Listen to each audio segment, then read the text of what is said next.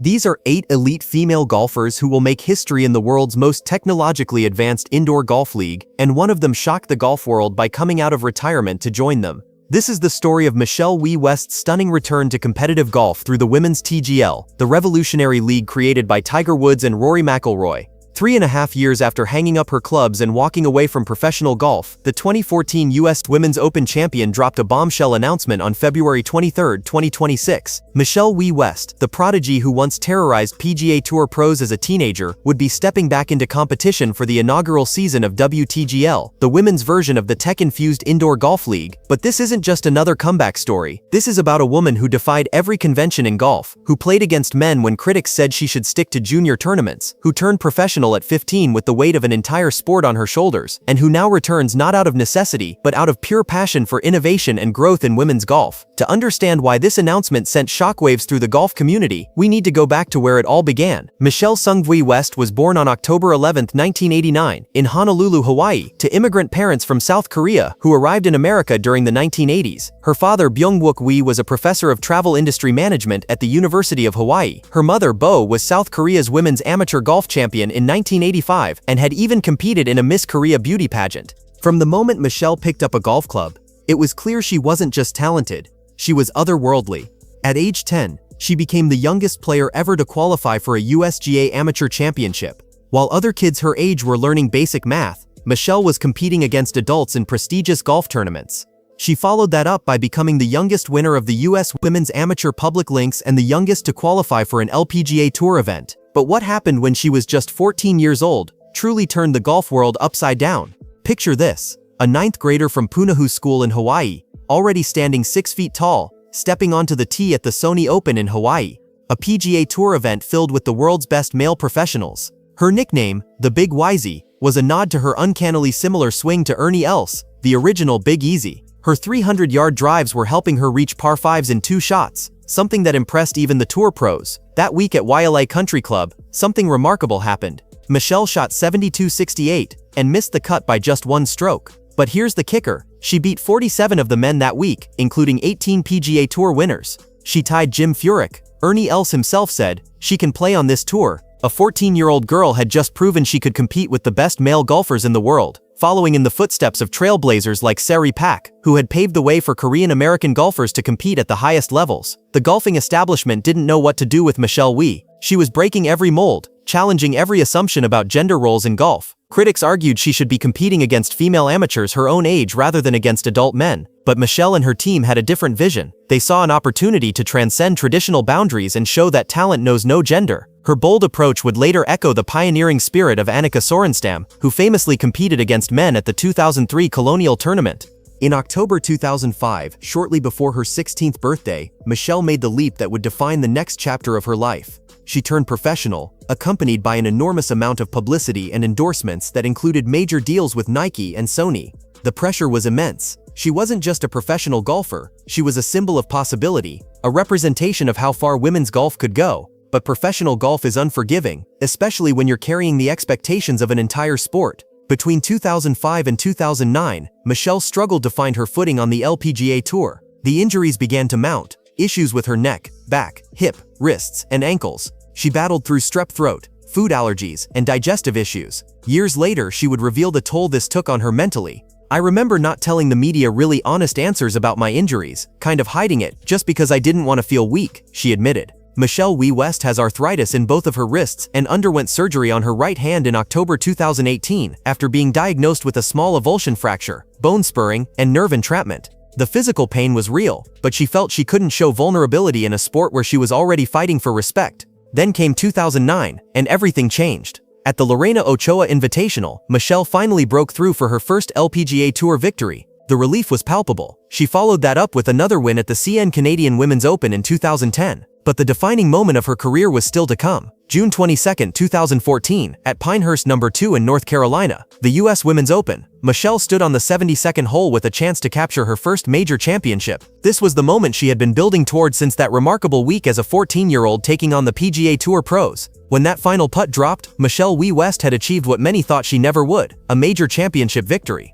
Her triumph at one of women's golf's 5 major championships, alongside the KPMG Women's PGA Championship, Chevron Championship, Women's British Open, and Evian Championship, validated every risk she had taken. The win at Pinehurst was vindication for every critic who doubted her path, for every person who said she should have stayed in junior golf, for every moment of pain and struggle she had endured. She added the LPGA Lot Championship later that year, and would go on to win the HSBC Women's World Championship in 2018, bringing her total to 5 LPGA Tour victories and achieving a peak world ranking of number 2 on the Rolex Women's World Golf Rankings. But by 2022, the toll of nearly 2 decades of professional golf was becoming apparent. Michelle announced her retirement from competitive golf, citing her desire to focus on her family and other ventures. She had married Johnny West, the senior director of pro personnel with the Golden State Warriors and son of NBA legend Jerry West, in August 2019. Their daughter McKenna was born on June 19, 2020, followed by their son Jagger in 2024.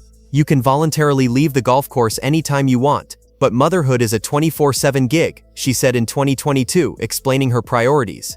Her final competitive event was the 2023 U.S. Women's Open at Pebble Beach Golf Links, where she missed the cut after posting rounds of 79-79. It seemed like the end of an era, but Michelle Wie West had always been about breaking conventions, and retirement wouldn't be any different. While she stepped away from competition, she didn't step away from golf entirely. She became a brand ambassador for Mizuho and tournament host for the LPGA's Mizuho Americas Open. More significantly, she became part of the inaugural ownership group for Los Angeles Golf Club, the first TGL franchise, alongside Colin Morikawa, Sahith Theegala, Justin Rose, and Tommy Fleetwood. TGL, the brainchild of Tiger Woods and Rory McIlroy in partnership with TMRW Sports, launched in 2025 and immediately captured attention. Nearly 1 million viewers tuned in to the opening night, with the audience being younger than traditional golf audiences. The format was revolutionary, a combination of traditional golf play with elements of simulator golf technology, featuring teams competing in a high-tech environment at the SoFi Center in Palm Beach Gardens, Florida. The SoFi Center is a marvel of modern technology. Measuring nearly 250,000 square feet, it holds up to 1,500 people and includes a field of play spanning about the size of a full-length football field. The highlight is the massive 64 by 46-foot screen that players hit into, roughly 20 times the size of a standard simulator. Players hit to the screen from real grass tee boxes, fairway surfaces, rough and sand, the same type used at Augusta National for long shots. TGL matches feature 2 teams squaring off across 2 sessions, 9 holes of triples, which is 3 versus 3 team alternate shot, and 6 holes of singles, head-to-head competitions. There's a 40-second time limit over every shot, controlled by the referee and booth official, adding an element of pressure and excitement that traditional golf lacks. The inaugural TGL season concluded in March 2025, with Atlanta Drive GC winning the championship against New York GC. The ratings for the debut season were solid, averaging 498,000 viewers per match across ESPN. It was clear that this new format was resonating with audiences and bringing golf to people who might never watch a traditional tournament. On January 6, 2026, LPGA Commissioner Craig Kessler and TMRW Sports CEO Mike McCarley announced the formation of WTGL, the women's version of this revolutionary golf concept. Partnering with TMRW Sports on WTGL reflects our belief that innovation can help the game reach new fans and create greater visibility for LPGA athletes, Kessler explained. It creates another global stage for our athletes, one that helps fans connect more deeply with them, and continues to elevate the visibility and growth of women's golf. The confirmed roster for WTGL reads like a who's who of women's golf: Gino Thidicole, Charlie Hull, Lydia Ko, Lottie Wode, Brooke Henderson, Rose Zhang, and Lexi Thompson. These are some of the most talented and charismatic players in the women's game. But there was one glaring omission, a high-profile name who could bring even more attention to the league. That's where Michelle Wie West's February 23 announcement becomes so significant. When she revealed she would be coming out of retirement specifically to compete in WTGL, it wasn't just about golf, it was about vision and purpose. As an investor in Los Angeles Golf Club and a fan of TGL, I'm excited for the chance to compete again through WTGL, which will be a powerful platform for women's golf, she stated. I'm passionate about growing the game, and TGL has proved how new formats through the lens of innovation and creativity can bring golf to a broader audience. Her reasoning goes deeper than just competition. The team aspect, matched with the unique environment at SoFi Center, is something I want to be part of, and it's going to be incredibly fun to challenge myself, this time alongside teammates, to compete against the best in the world. This isn't about proving anything to critics or chasing rankings. This is about being part of something transformative for women's golf. Michelle is uniquely positioned to understand both sides of the equation. As an owner in the men's TGL, and now a competitor in WTGL. She has insight into how these formats can revolutionize golf's presentation and appeal. She's also been building an impressive business portfolio focused on growing women's sports. She's made it a personal mission to invest in minority women-owned businesses, companies with sustainable eco-missions, and organizations that promote diversity. In May 2025, she became the first new member of TogetherXR's ownership group since Sue Bird, Chloe Kim, Alex Morgan, and Simone Manuel founded the media and commerce company in 2021. The company announced it had reached profitability and tripled its revenue year over year, with projections to reach $30 million in revenue in 2025. Her portfolio also includes investments in LA Golf, Sportsbox AI, and Tonal, but WTGL's formation hasn't been without controversy. World number 2 Nelly Korda made waves when she criticized the decision to create a separate women's league rather than having mixed-gender competition. "I have mixed feelings on it if I'm being very honest," Korda said. "I think it's a huge miss that we're not playing alongside the men. There's no greater way to grow the game, and it would have been revolutionary. It would have been the first time that men and women are on the same playing field, playing for the same exact amount of money." Korda's criticism sparked a broader debate about gender integration in professional golf. Alexis Ohanian, who owns Los Angeles Golf Club along with his wife Serena Williams, agreed with Korda's assessment. "I think Nelly's got a great point here," he told Front Office Sports. "Golf is one of the few sports where you could genuinely have men and women playing together in a really compelling way." TMRW Sports CEO Mike McCarley acknowledged these discussions, saying that co-ed opportunities were something we've thought about, and something that's interesting. However, he emphasized that the initial goal was to create a stage, a platform, a real showcase for the women's game. He left the door open for future possibilities, noting that at some point we'll get to a place where we start to look at alternate versions and other opportunities. Three-time PGA Tour winner Wyndham Clark supported the idea of mixed competition, referencing the success of the Grant Thornton Invitational mixed event.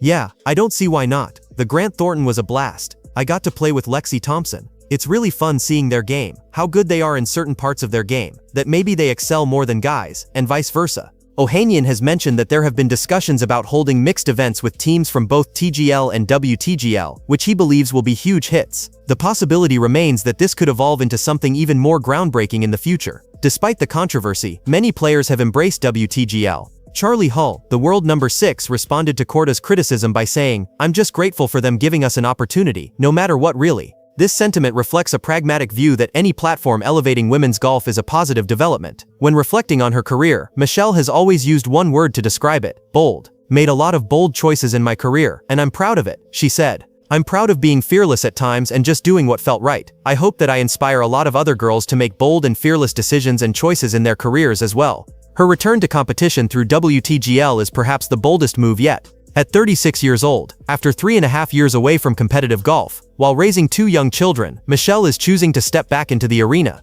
But this isn't the comeback of someone trying to recapture past glory. This is the calculated move of someone who sees an opportunity to shape the future of women's golf. She is the only player from the confirmed list of 8 golfers who had already retired. Her presence brings instant credibility and star power to WTGL. More importantly, it brings someone who understands what it means to be a pioneer, to break barriers and to endure criticism while staying true to a vision.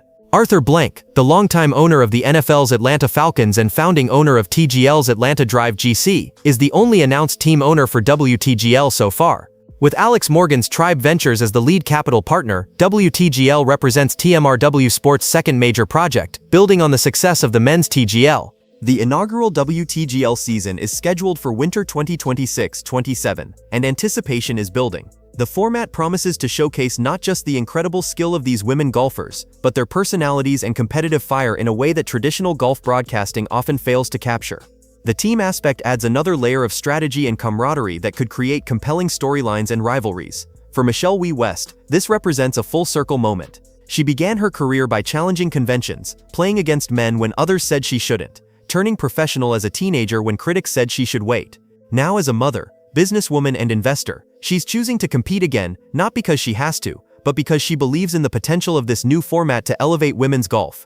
Her journey from child prodigy to retired champion to comeback competitor illustrates the evolution not just of one remarkable athlete, but of women's golf itself. She's witnessed the growth of the women's game, the increased investment in women's sports, and the changing attitudes toward female athletes. Now she has a chance to be part of writing the next chapter. When WTGL begins competition in winter 2026-27, Michelle Wie West will step into that high-tech arena at SoFi Center, carrying more than just clubs and expectations. She'll be carrying the hopes of everyone who believes that women's golf deserves every platform, every innovation, and every opportunity to reach new audiences and inspire new generations. This isn't just about Michelle Wie West coming out of retirement. This is about a visionary athlete who has always been ahead of her time, now stepping forward once again to help shape what comes next. In a sport that has often been slow to embrace change, Michelle Wie West continues to be a force for bold progress, proving that sometimes the most important victories happen not just on the course, but in the courage to keep pushing boundaries and opening doors for those who will follow. The golf world is watching, and Michelle Wie West is ready to show them once again what fearless really looks like.